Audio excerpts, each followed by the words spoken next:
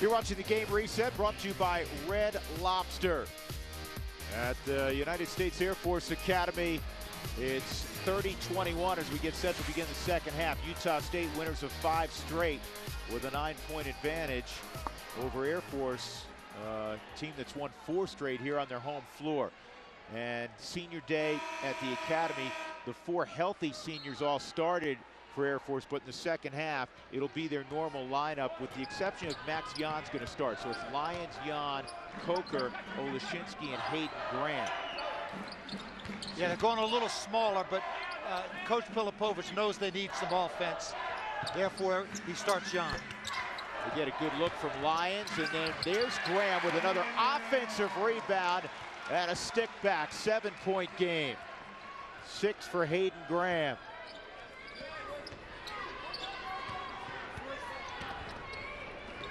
Here's Moore for 3, and the rebound of Max Jan. Air Force has been a second-half team all year. Yeah, you look at their stats, Drew.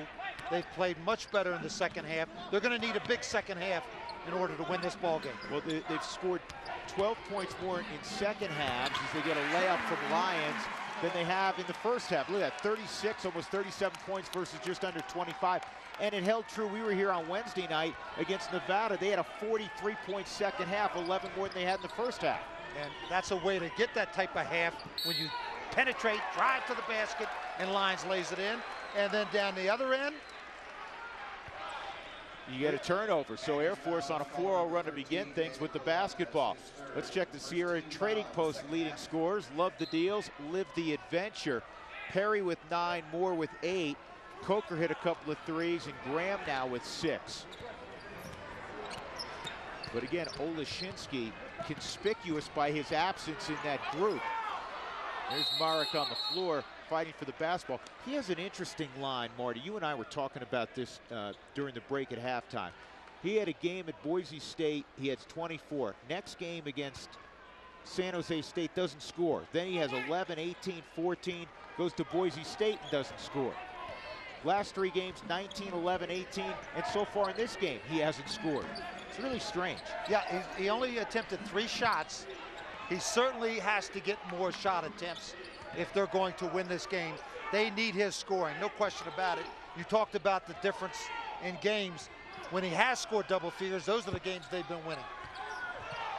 Colette, a lot of body contact, no whistle. Graham looking for an offensive foul. That got the crowd enraged, and Colette flushes it. 32-25, Utah State. Aggies at 4th place in the Mountain West. Jan penetrates, and the floater won't go, but he was tagged. Well, take a look at this. Air Force wanted the charge. Looked like Graham was in good position. I assume the officials thought, maybe a flop. In the NBA, they get fined for flops. Toughest call to make, Drew, the block charge call. They decided to make it a non-call, and Utah State was able to convert. Julian Perry the foul, couple of shots for Max Jan. There was confusion there for a moment whether it was on the floor or not.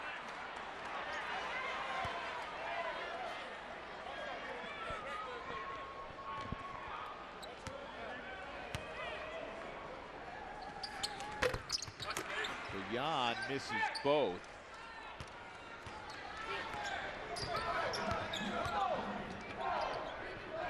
Problem late for Air Force, hitting free throws. Long distance dialed up by Julian Perry. That's his 2nd triple of the game, 32nd of the year. He's got a dozen. He's doubled up his scoring average. Well, tremendous turnaround. You missed the 2 free throws. You give up 3 on the other end. That's a 5-point play. Here's Oleshinsky. Colette harasses him, and he has to give up the basketball.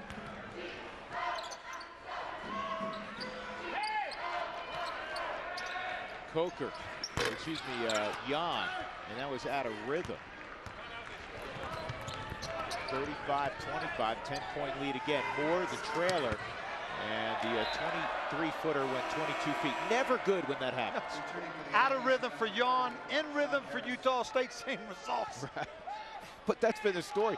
Neither team has shot the three well at all, and they have, by and large, throughout the year, two of the better three-point shooting teams in the Mountain West, but not today.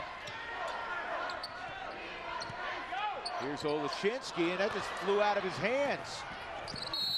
Boy, he's having a rough afternoon. And then a loose ball foul is called on Coker diving on the basketball. Well, that's a good-looking fake if you can control it, but it went all the way back to the backcourt. Watch this. Whoop! The old banana peel split, and then the foul on Coker on the loose ball. With Sean Harris, they were giving out Buckeyes like they do at Ohio State for hustle plays. He's had about 3 or 4 in this game. Graham pulls down the miss by Perry, and Graham gets hit in a foul. Well, you mentioned tremendous emotion, enthusiasm, and effort off the bench by Harris. We saw the great play, diving on the ball for the on the floor for the loose ball, causing the foul on Coker. You know what else we haven't seen, Marty? When you watch Air Force play, because they have so many facets of the Princeton offense, Pete Carrill, they haven't had one backdoor cut for a hoop. But normally, at this juncture of the game, they've had 3 or 4. Yeah, no question about it. And it has a lot to do with Utah State in that matchup zone. They played man-to-man. They played zone. They've taken away the backdoor cut. Olashinsky blocked by Harris. Into the Aggies lineup, number 24, Joe Blaster. Boy, Harris has had an unsung role in this game, but he's been terrific. And you saw a shot blocker key is to stay on the floor. Don't leave your feet until the shooter leaves his feet, and that's what he did. Quick runner, a little quick release by Max Yon. Little quick draw on McGraw by Max Yon. It worked. They cut the lead to 8. Here's Perkins with it.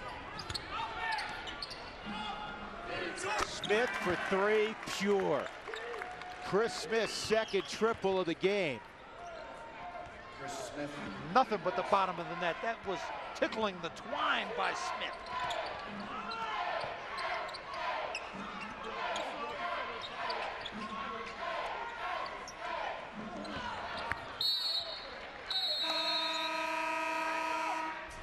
(38-27), an 11-point lead. Chris Smith from Sacramento knocks it down.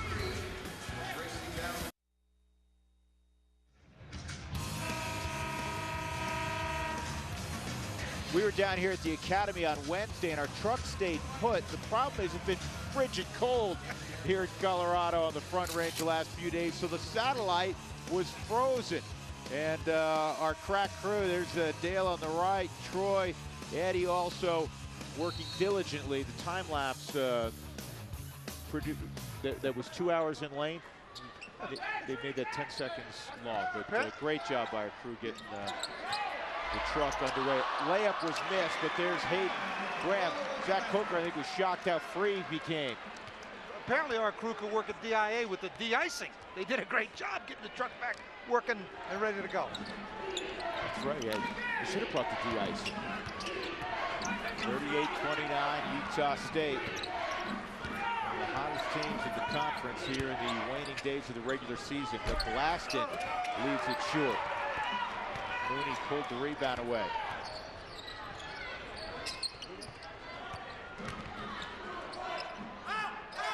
Moore gave up a look, and now Utah State has recovered defensively.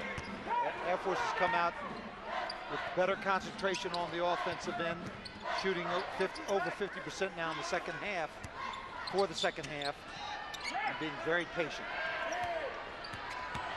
Mooney challenges Harris, and because he's got a little bit of renown as a shot blocker, shot quick and way off the mark. No, you're absolutely right. He tried to avoid the shot block and therefore not concentrating on the pure stroke of the shot, and he missed bad. Perkins 3 ball, and that trend continues. Nobody can hit a 3 other than this guy, Chris Smith. A lot of contact. Smith keeps it alive. Excuse me, Smith on the other end of that knocks it down. He's the only one who can hit a three. It was 24 JoJo McGlaston who penetrated and saved it. Yeah, you got to tag Smith. You can't leave him even on penetration. You don't leave to help. And Harris again affected the shot and boxed out. Yeah. His stats may not show it, but he's had a big impact on this basketball. Oh, he's had a huge impact. Making all the hustle plays. He caused that defensive stop and rebound.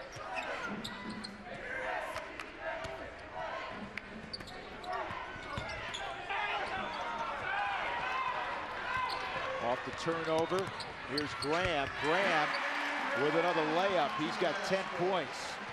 And that's what he does best. Finishes at the basket. Tremendous defensive possession by Air Force. They cut off the drive. Smith jumped in the air. You don't jump to pass. You only jump to rebound or shoot. And calls the turnover, and Air Force converts. I'm surprised if Air Force gets opportunities to run, see if they can get some early offense, because they struggle in the half court against Utah State. And I know that's their MO. Here's Moore, penetrates, slashes in, no go. Moore gets it away, quick outlet pass to Graham. Yeah, they keep getting their shots returned to sender. Moore playing significant minutes now, replacing Olashinsky the last few, and he had a nice little drop step, and the okey-doke lays it up and in. And what he did well there was he created the contact, and so the shot blocker could not elevate and block the shot. Great job. So Air Force on a little 4-0 run to get back within 8, 41-33. Good post move by Zach Moore, the junior from Flower Mound, Texas.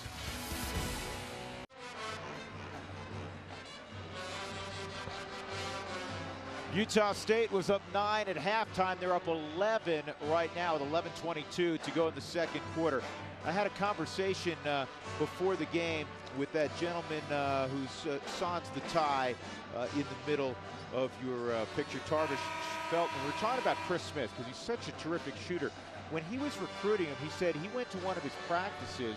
He said he didn't miss a shot. He's a junior college kid. He said, I've never seen anything like it. He literally did not miss a shot in practice. And it's unusual. In this day and age, we're talking about scoring down in the NCAA, and guys can't make the mid-range jumper. This kid can stroke it. We have an epidemic in college basketball, and that's shooting the rock. So you're absolutely correct. Air Force again extending that defense, trying to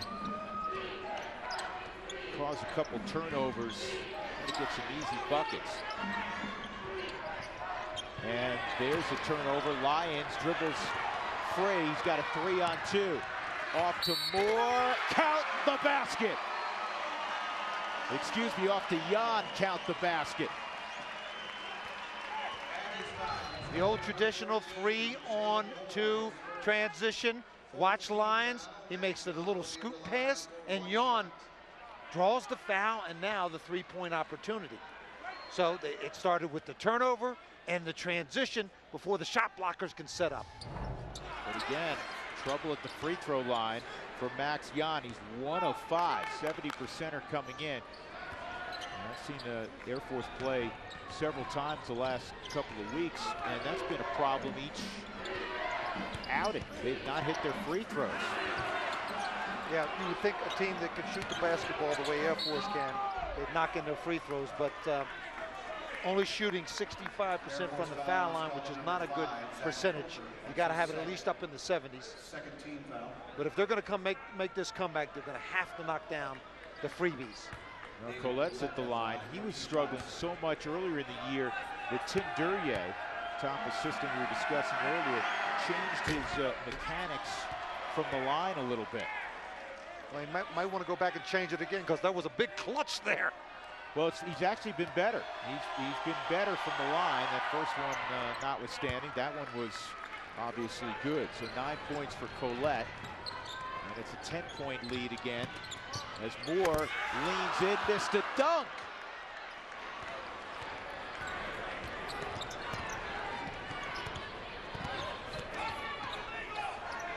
Perry, who's had the hot hand, and he stays warm.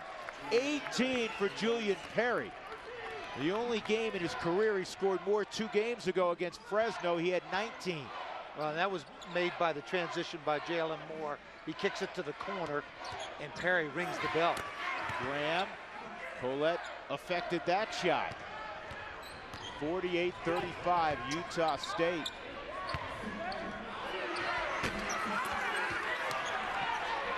That's a tough matchup for Graham guarding Colette. He's given away 3-4 inches. Yeah, and yes, Graham has the reach, but Colette with such terrific post moves. Yeah, that's on Colette on the rebound. He kind of pushed Moore out of the way. Now, we've seen here over the last 5 minutes, Air Force doing a great job of attacking the basket. They haven't been able to convert. They missed the dunk. They missed the inside layup. But that's the way you can get back in this game, by attacking the rim and trying to get to the foul line as well as making the inside shots.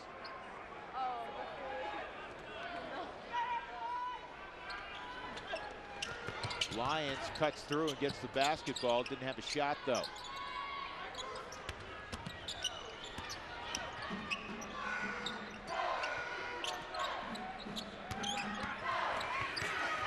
Reverse layup goes down. Well done. Tell you what, Moore's shown a little more athletic ability than we've seen in the past. That's pretty good. We saw the great drive for the dunk. He missed the dunk, but then he goes strong side drive and the reverse lay-in by Moore. That's on Coker. 13th foul on Air Force. Here's the drive off the ball fake past Sean Harris. Yeah, shot fake, and he used the basket, the rim, to protect from the shot clock. Terrific play by Moore. Well, they get quality minutes from Moore on what has been a tough afternoon for Marek Oleszynski. Still plenty of time. 9:05 to go in the second half. 48-37. Utah State wins in 5 straight games.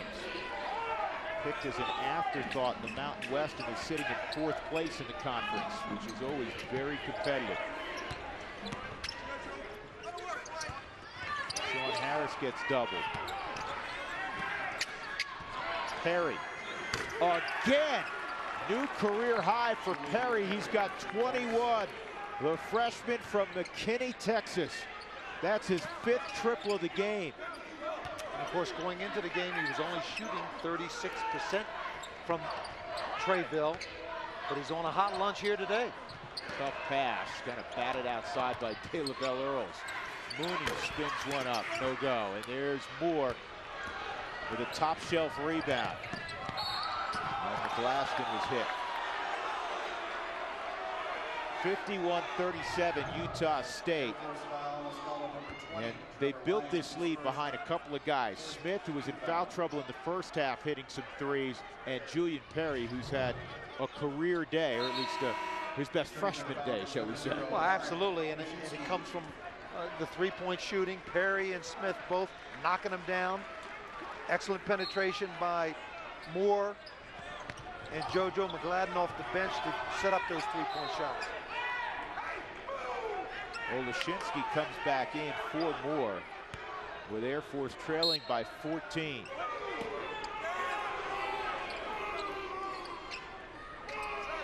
Sean Harris could put it under his arm and says, I don't dribble, give me a guard. Right? Wise decision. Here's Perkins. Got some SEC looks before he committed to Utah State. McGlaston. That's Perkins out of the corner.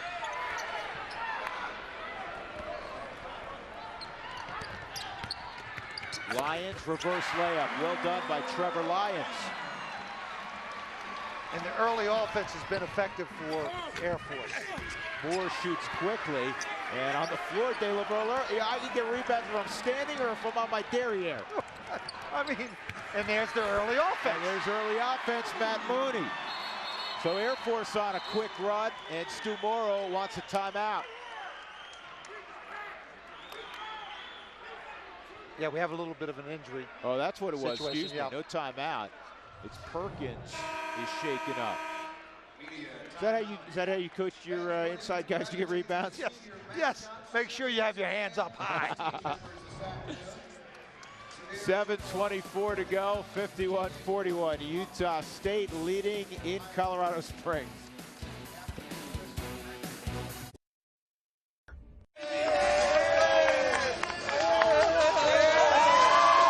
Utah State by 10 at the Academy. They won earlier this year by 12 in Logan over Air Force. Hey there, buddy. He's having fun. And one thing that's continued is the hot shooting for Utah State. They're shooting 53% over their last 6 ball games. Not quite at that level so far in this one, but not that far off. You know, they're above 45%. They picked it up in the three-point range in the second half. They're starting to knock down threes, 6 of 11. Yeah, 3 is better than 2. I'm not good in math, but that's been the difference in here in the half. There's a strip. Yep. And here goes your early offense. The Air Force has been very effective running secondary break. Olashinsky.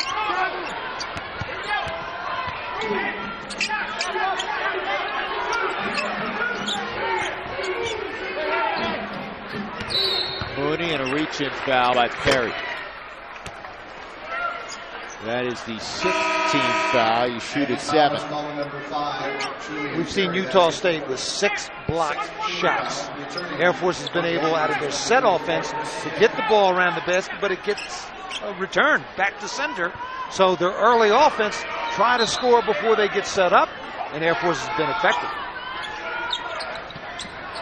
Olashinsky gets a pretty good look, and Chris Smith, who just came back into the ball game, pulls down the rebound. From the out-of-bounds play, they run a flare screen with the 5-man, which is unusual. That's why he got open, wasn't able to knock down the three. Smith hangs, can't hit, but there is Sean Harris again. That's a big hoop for the Aggies. They're up by 12 again. Quieting the momentum of Air Force. Hayden Graham, the lefty, nothing but the bottom, inside three-point range. He's got another double-double. He had 12 and 10 against Nevada. He's got 12 and 10 in this game. And he's only going to get better. He's a young player, sophomore. He's got some skills. He hasn't shot the ball well from outside the three-point line this year, but that will come. But he does so many other things. As you mentioned, back-to-back double-doubles. Yeah, I agree with you. I think we were talking about it the other day, Dave Bowinkle and I. He has a pretty stroke. So the three-point, he's a better shooter than 19% from three-point range. I agree with you. Yeah, it's going to come. No question about it. Too good of a stroke.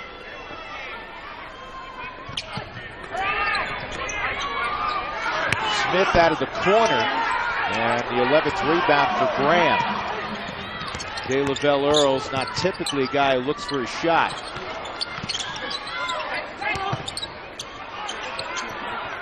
Oh, good find. Earls, he made it more difficult on himself than he needed to. He said 6 block shots by Utah State. I'm not getting this block, so he tried the whirl around, the tipsy-do. He tried to go on the other side of the basket.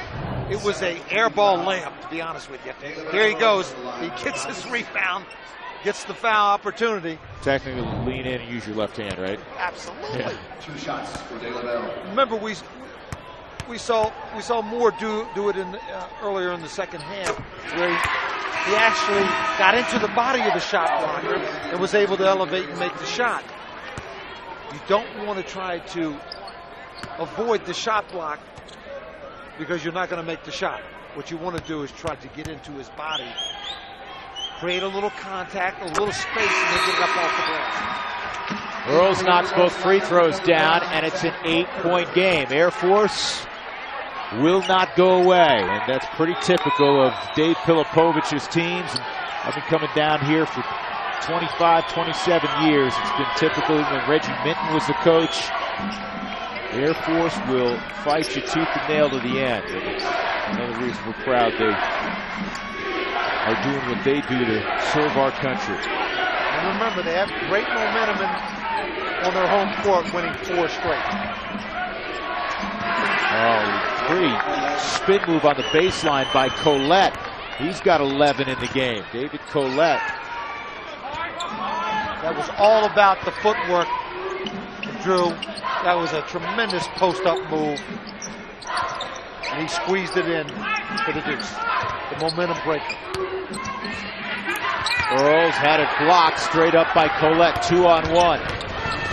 Smith takes it himself, count the basket, Chris Smith.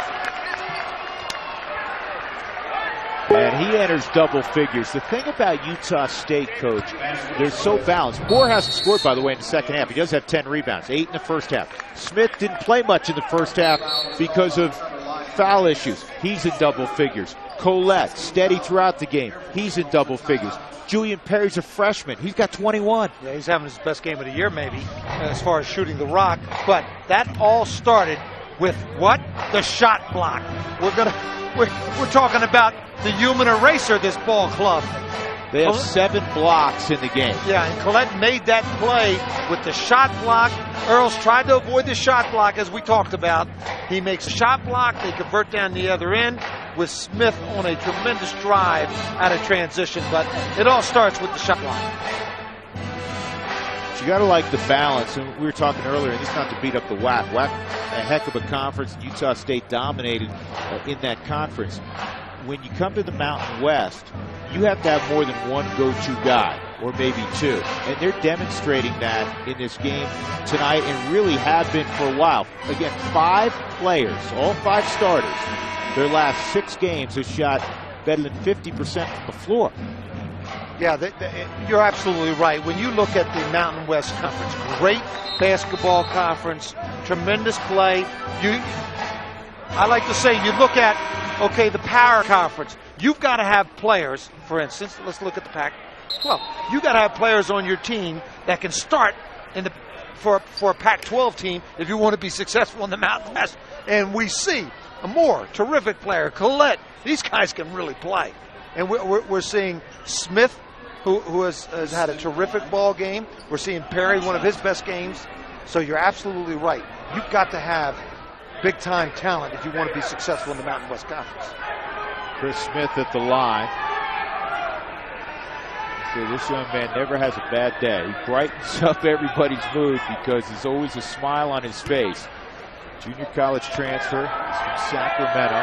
He had 20 in the first matchup against Air Force. That was the old okey-doke move by the officials. Wait. He's a bad ball back. Yeah, it was only one foul shot because he converted for the layup. So he originally the official said 2 shots. 12 points for Smith, 9 after the break. 58-45, 13-point lead for Utah State. And now clock is becoming a large factor. 4:32 to go. Utah State once again changes defense. They go back to their 2-3 zone. Earls kicks it outside. Jan 3 ball. Graham had his hand on it momentarily. Here's McGlaston. And you can hear Stu Morrill in the background saying, let's work some clock. Yes, be patient. Run your offense. What coach Stu Morrill's been. You're talking about, he's sitting on it. If they close this out, 620 wins. Look at the names on that list. You'll see Boeheim. You'll see Calipari. You'll see all the big names in college basketball. And there's Stu Morrill. And back east, they may not know that name, but trust me, west of the Mississippi, big respect for Stu Morrill and what he's done in his career. 58. We were talking about Coach Morrill, all-time career wins leader. Mike Krzyzewski, we know, is number 1. Jim Boeheim's number 2. Then Bob Knight, the late Dean Smith, Jim Calhoun. Look at he's 29th all-time. John Calipari in front, Billy Tubbs behind. Obviously, Coach Tubbs not working the sideline anymore. Stu Morrill, after 29 years, just felt like the time was right to hang it up. He's probably looking at this team playing right now. He said, everybody's coming back. Maybe I should rethink this, huh? Particularly this guy at the line and Jalen Moore and the guard play. No, what a fantastic job, and more impressive, obviously, than the 619 is 401 at the same institution. 17 years. You see the list there. Just a a fantastic coach, terrific job.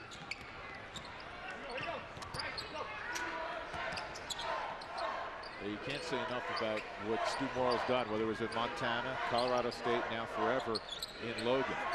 And believe me, the administration there, they tried hard to get him to stay a little longer. Here's Coker, open three. 60-48. Well, you might want to try to be a little more convincing and see if you can get him to come back.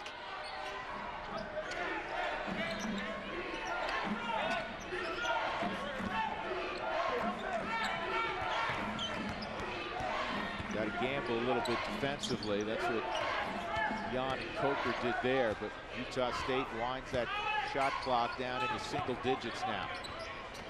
Good denial, trying to get it to Collette, and there was a hold. That's a good call. There was a hold.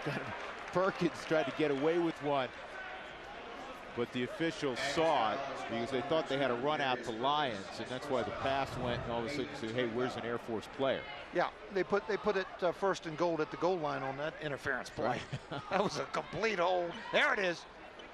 Yeah, in college, just a 15-yard penalty. Just a 15-yard penalty. So they'll move it to the free throw line. It's a 1-and-1. Well, close to 3 minutes left to go in this ball game. Air Force has to convert free throws if they want to try to get back in this game, and they still have time. They still have the opportunity if they can come up with some stops. And they have to start picking it up from the perimeter, obviously. Yeah. 12-point game. Trevor Lyons, older brother Michael, we've told this story a few times, coached him last year at the prep school. Michael, the fourth leading scorer all time, and there's a steal by Lyons at the Air Force. Here's Jan, runner, no good, and a strong rebound by Chris Smith, and he was fouled. Well, they're pushing and shoving. Perkins got involved. Max Jan ran in there, and then he remembered he got tossed for throwing a body punch to J.J. Avila earlier this year in a game here against Colorado State. Yeah, let's take a look at this. Excellent rebound by Smith. Air Force just trying to tie him up. Perkins tries to play the peacemaker. Yeah, you're right. You don't want to. Officials did a good job. As you recall, Mooney was suspended with when he had the little rabbit punch on Avila. JJ from Colorado State. Now they're going to look at it, see if there's anything flagrant, and that's a normal operating procedure these days in college basketball. I want to finish the story on Lyons, on Trevor Lyons. So Michael, who's at the game today, marvelous career here. But it's not just the boys in the Lyons family. They're from Newport News. Their sister Tish played at Old Dominion, and Old Dominion has great tradition in women's college basketball. Yeah, and there's Michael. There's Michael, who was a terrific scorer. You see it there. Fourth in Air Force history. Had a tremendous job. His younger brother plays the point guard position. He's very, very effective. He also can score the basketball. He's going to have a terrific career as well. You could see, as a freshman, playing the toughest position in college basketball. That's that point guard position. He's tough. He's quick. He's athletic. He's shooting the ball at a high percentage, and he's very good in decision-making out on the floor. So you're right. He's going to have a great career here. Transitioning back to Utah State for a moment, you made a comment earlier. You remember this time of year when you were head coach. You're positioning for conference play, and there's always a team that you talk about or two that is playing their best basketball late. Utah State clearly falls under that category, that you don't want to play in a postseason tournament. Nobody wants to draw the Aggies right now. Absolutely. You're talking about a team, if they continue to play the way they're playing, they have a great shot. They can't win the regular season, but they have a great shot at winning that conference tournament championship. Don't kid yourself. This team is playing at a very high level. It looks like they're going to get, well, there's still 2 minutes and 44 seconds, but it looks like they'll get that 6th win in a row. And this tells you how good they're playing. If you can win on the road against a team that's won 4 straight at home, you're in conference play, you're playing good basketball. You're going to have a number of postseason teams A couple of years ago, 4 teams went to the NCAA tournament out of the Mountain West. This year, a lot of the prognosticators, the guys that study this, think it'll only be 2. There are more than 2 that are worthy. Boise State is worthy of going also. The teams that are most frequently mentioned, San Diego State naturally and Colorado State, both those schools in the mid-20s, approaching there in terms of wins. But Boise State is NCAA caliber also. Wyoming's had a very good year. Larry Shiatt's been terrific. They've been hurt, most notably by the loss at home to Fresno a couple of days ago. Here's the Mountain West standings. So San Diego State, they're almost a lock. Colorado State at 24-5 figures to be pretty close to a lock. So to your point, if a Utah State hypothetically steps up and surprises and wins the postseason tournament, maybe you get in 3. You hope one of the other schools isn't bounced, but it's not out of the realm of possibility. No, absolutely. And I think the Mountain West Conference, of course, New Mexico, the defending tournament champion over the last 3 years, UNLV, those 2 teams have a little bit down as far as their overall record, but I think the Mountain West Conference is really underrated. I hear about the RPIs and the job that's been done at Wyoming. You should not get penalized for losing to a conference opponent. We see this happen all the time. Colorado State should be in the top 25. Are you kidding me? 24-5? San Diego State. I believe Boise State should already be in the NCAA tournament for an at-large bid. And then you have your Wyoming and your Utah State. I think they should get more than 3. And Marty, you know this because you coached in the NCAA tournament. It's really not a field of 68. It is ultimately a field of 68, but you're battling for 41 spots because the conference champions go. Yeah, you're absolutely right, Drew. You're talking about the at-large bids. You have the automatic bids. Those at-large bids are very valuable. So we'll have to wait and see, but I think Colorado State has done enough. I think San Diego State has done enough. They should be able to rest comfortably that they're already in the tournament. You want to continue to win, no question about it. Of course, you know the winner of the conference tournament is going to get the automatic bid. Well, I'll tell you what, Michael Irvin came by, and I don't know if he's a public speaker, but he ought to, because he gave a very elaborate, very detailed, here's Randy McCall, he's the lead official, and in your picture right now is Rick O'Neill, but Michael Irvin came by and spelled out exactly what the situation is. There's the original foul on Max Jan. That's going to result in a 1-and-1 for Chris Smith. Then there were 2 technicals handed out to each side. He didn't specify numbers, but each side got 2 technicals. Those will offset. Yeah. So the only shots that will take place will be right now Chris Smith at the line. And it is a 2-shot situation because both teams are over the limit. They're both in the double bonus. I think that's a good decision. It's basically 1 technical for you, 1 technical for the other person. It offsets, nothing happens, and then we get back right to the original place. And we do have the techs now. The tech for on Texas A&M, 1 on Smith, 1 on Perkins, who came in. The techs on Air Force, 1 on Jan, and 1 on De La Belle Earl. So, and again, those count as fouls. And we're told, because the scoreboard says 10 fouls, we're told it is a 1-and-1. And indeed it was a 1-and-1, but the scoreboard said that they were in the double bonus. Anyhow, here we go. Yeah. Max Jan gives it off to De La Belle Earls. It's a 12-point lead with about 2.5 to go for Utah State. And a foul on McGlaston as De La Belle Earls was trying to catch the pass. So Earls will go back to the line. This will be a 2-shot foul. Just to clear up your point, Drew, a technical foul does count as a personal foul, but it doesn't go on the team fouls, and therefore it wasn't in the bonus, the double bonus. It was still the 1-on-1.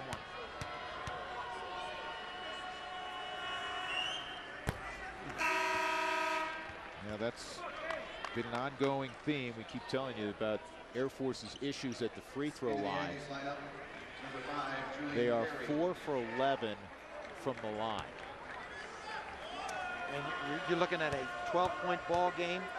Free throw shooting is so very critical. And there's another miss. So obviously this game for Air Force, yes, Utah State's played very well. Utah State's been the better team. Yes. And they've been the better team from about, the 10-minute mark in the first half forward.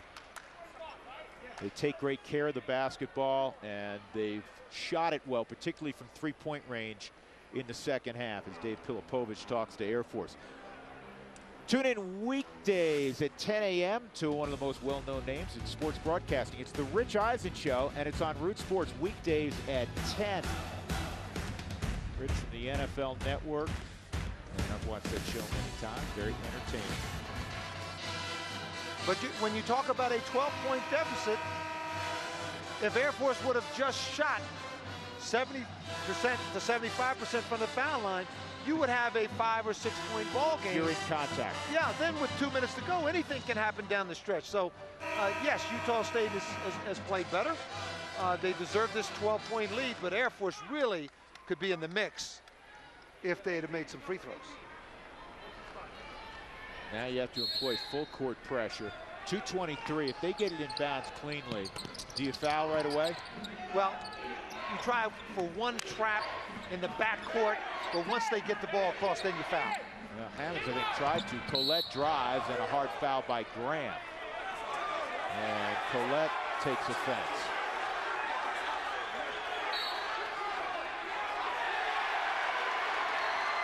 And another technical handed out, and I think that was on Graham. Well, the Air Force faithful are cheering, so maybe it was one of those technical on Collette, and maybe Graham is the shooter. Let's just wait and see. I saw Randy McCall pointing, and maybe he was pointing to the entire Air Force team. You go to your side, and I want Utah State to go to their side. Yeah, it appears that, let's take a look at this. Here's Collette. Foul situation. Yeah, he went after the ball. Common foul. That was a clean play. 35 for Air Force, Hayden Graham, his second personal foul. And then unsportsmanlike technical fouls called on number 35 for Air Force, Hayden Graham. That's his third personal foul. It looks like Randy might have called a technical on both guys once again. 13 for the Aggies, David Collette. That is his fifth personal foul. The substitute for But Collette, who also got a technical, fouls out, so they're going to have a substitute shoot the free throws.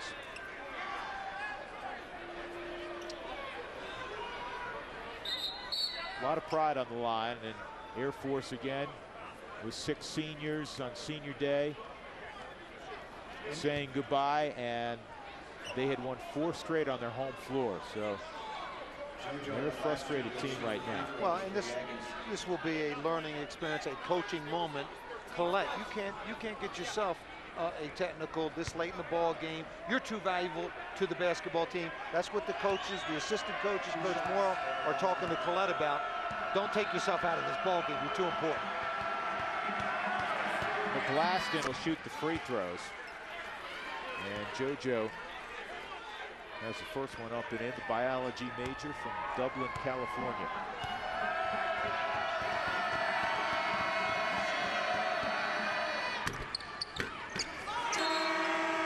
And of course, JoJo going into the game, Drew, was only shooting 56% from the free throw line. Therefore, Air Force selects him to shoot the free throws. Well, as a whole, Utah State, they've only missed 2 free throws in the game. Of course, that stands in contrast to what Air Force has done from the line.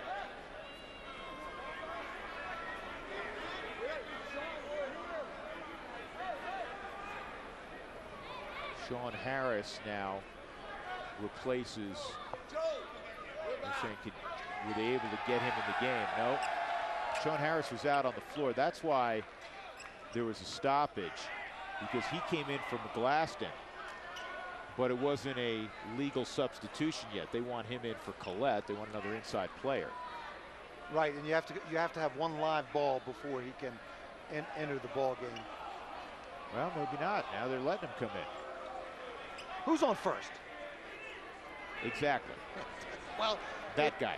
Yeah, well, JoJo makes the 2 free throws, as we mentioned, 56% free throw shooter, and this game has been won at the foul line.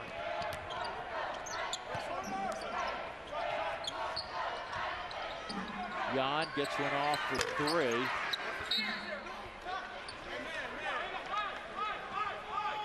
And we see Collette leave the basketball game. Now, when you talk about Utah State, they've got enough points to win this game. So the substitution with Harris coming in, we saw him have a terrific ball game with doing all the little things, the defense, the loose balls. So it will not hurt Utah State as much. Well, Utah State, unless something strange happens, is going to hold another opponent under 60 points. They're 10-0 when that happens this year. Jan spins and makes the bucket. Timeout for Dave Pilipovich. It's a 12-point game with 1:52 left. Well, it's time now for the Clutch Play, brought to you by Mako. There for you in the clutch. Visit Mako.com to find a center near you. Julian Perry, a career-high 21 points for the freshman. And on a day where most players struggled from three-point range, he did not. He's our Mako Clutch Player of the game. Yeah, 5 for 9 from Treyville. What a ball game by Perry.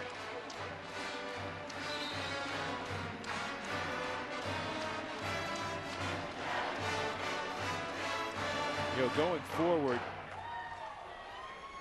Utah State will travel to Wyoming for their next encounter against the Cowboys in Laramie, and then they're home, a game that we'll have next Saturday right here on Root Sports, which will be a tremendous game. You can put that in capital letters. Colorado State in Logan to take on Utah State. Here's Smith, and he'll throw it down. Be the final home game for Stu Morrill. Yeah, it'll be packed arena. They always have great crowds at Utah State. And as you mentioned, the last home game for Coach Morrill. Air Force foul has been called on number 5, Zach Coker. So free throws coming at the other end, 64-52. Seen Utah State a bunch this year. And in terms of consistency and effort, and I go back to something we chatted about early in the game, the coaching staff, and Coach, you were coaching, you worried about everything, right? But they were really concerned. They didn't like the vibe when they entered the gym just during warm-ups, and they were concerned senior day at Air Force. They felt like the trap was set. Boy, in terms of consistent effort for 40 minutes, you have to be really impressed with the Aggies. And you hit the word consistent. They played consistently well on the defensive end, and offensively, they've been on a streak. 50% or more by the 5 starters over the last 5 games. Mark it down, a 6th game. Perkins takes the contact. Air Force foul is called on Max Yon. That is his 4th. And if you're Utah State, if you don't turn the ball over, and even if you just make 1 of 2 free throws, there should be enough points for you to get that 6th win in a row. 2 shots.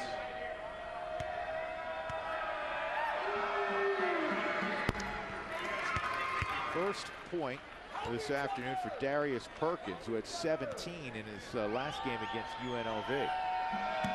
Talk about balance, which we've discussed today. Yeah, they have a ton of it. He was really the only one of the 5 starters that did not score. But he didn't really look to score today. No. And the rest of the guys really played well offensively. Coker gets knocked to the floor by Perry.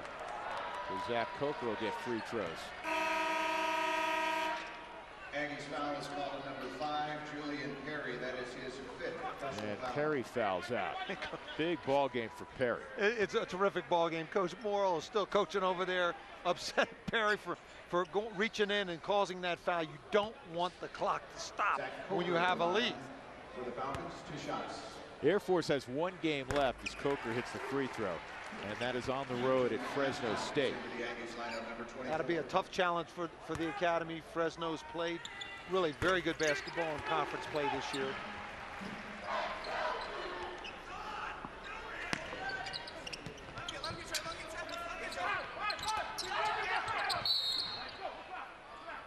Harris wants to practice his free throw shooting. He said, you know, I probably could pass this right now, but I'm gonna hold on to the basketball. I want to get an opportunity to score a little bit more. Yeah, what if Harris likes my nickname, the Prince?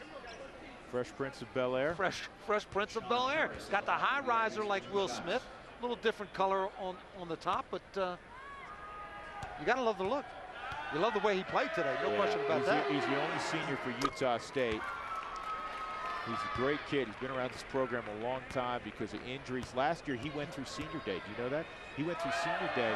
He was hurt. He ended up getting a medical redshirt, so he's going to get 2 senior days. Nothing wrong with that. And he'll get that on Coach Morrow's last home game of his career. That's pretty shot by Jan. It's going to be too little too late. But a little floater in the lane by Max Jan. On his senior day, Jan with 13 points.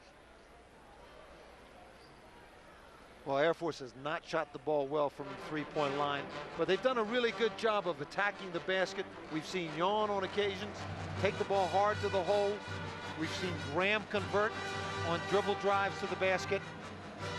But the poor free throw shooting and the lack of three-point shooting has really cost them today. And Utah State, give them a lot of credit for the reason that Air Force shot well below what they typically do. Best shooting team in the conference is Air Force. They shot almost 54% 3 days ago in beating Nevada here. They're at 40% for the game and just 4 of 20 from three-point range. Yes, and you look at Utah State's stats going into the game.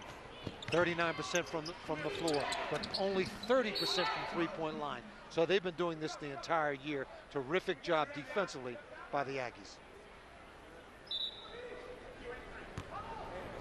Air Force foul was called on number 3, Justin Hammonds. That's his second. So the last 4 minutes of this game will take about 45 minutes, but that happens on occasion. Yeah, because we know Air Force is not going to run up the white flag and stop fouling. They're trying to turn them over. They're trying to extend the clock. And Utah State is making them pay for their fouls. They're knocking down their free throws. Therefore, they have the 14-point lead.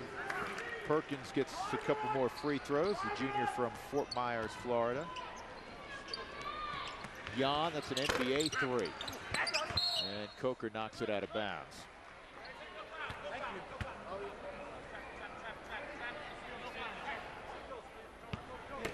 Air Force will continue to press and see if they can turn over Utah State, but Utah State has done a good job of handling the pressure. Here's Moore, and what's interesting is Moore, with that dunk, first points in the second half, it gives him a double-double. And we've seen this. He didn't force the issue.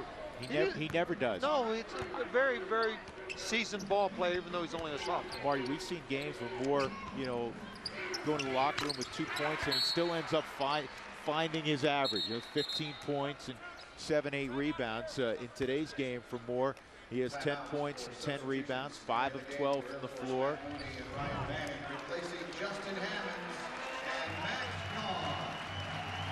Coach Pilipovich, here you see this Moore dunk. Pilipovich has pulled out his 2 remaining seniors that were on the floor, Justin Hammonds and Max Jan, and they get another final standing ovation from the crowd here at Clune Arena.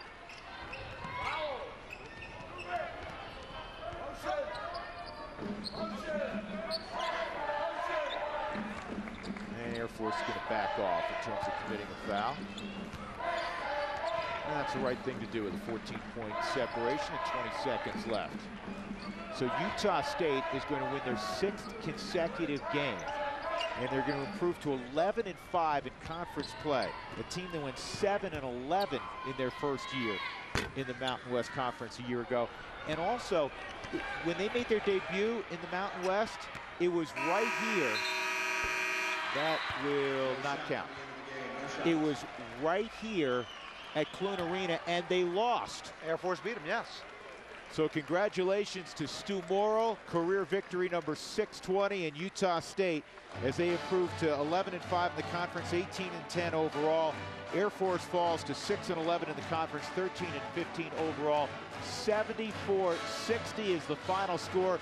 Utah State over the Air Force Academy this afternoon. Let's go to our Root Sports studios in Markstadt. Mark? All right, guys, good win for the Aggies. We will have them on Root Sports next Saturday night at 7 o'clock Mountain Time when they host CSU in Stu Morrill's final regular season game at home. Aggies fans will want you here for that next Saturday.